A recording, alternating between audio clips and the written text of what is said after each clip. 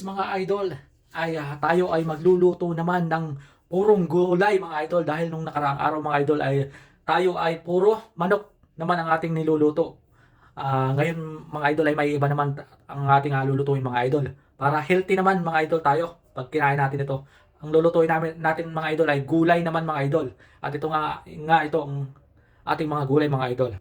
Ayan mga idol ang ating gulay. Meron tayong kalabasa, meron tayong 2 pirasong talong at meron tayong isang buong papaya. Meron tayong sitaw, okra at meron din tayo ng dahon ng malunggay mga idol.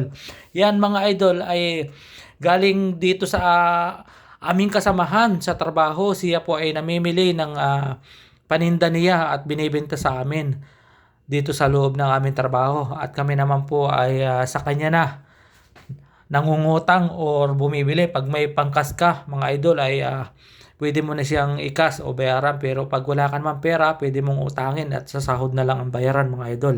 Ayan mga idol, at tayo ay magagayat, maghihimay ng dahon ng malunggay. Gagayatan natin ito para ating maluto na mga idol.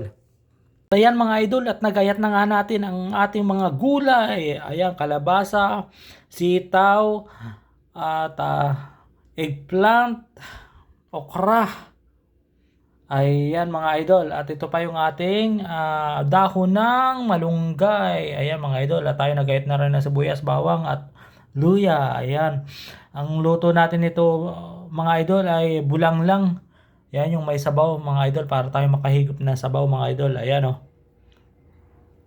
At ayan mga idol ang ating bulang lang na gulay. Ayan mga idol, sana ay patuloy kayong manood ng aking mga videos mga idol.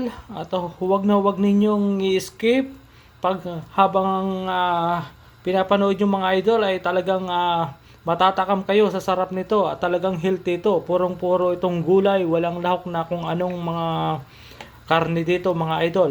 Purong gulay lang lahat ito mga idol. Kaya healthy po dito mga idol. Kaya ayan mga idol, at sana huwag kayong magsawang sumuporta sa aking mga videos. Panoorin ang aking mga videos mga idol. Tapusin hanggang dulo mga idol para tayo ay sabay-sabay na angat mga idol. Ayan mga idol, at maraming salamat sa inyo sa inyong suporta mga idol. At ayan na nga mga idol, luto na ang ating healthy food na gulay. Makikita nyo, lutong-luto na. Huli nating nilagay yung dahon ng malunggay mga idol. Ayan mga idol, napakasarap nito. Yummy tayo nito. Ayan mga idol, at thank you for watching sa inyong lahat mga idol.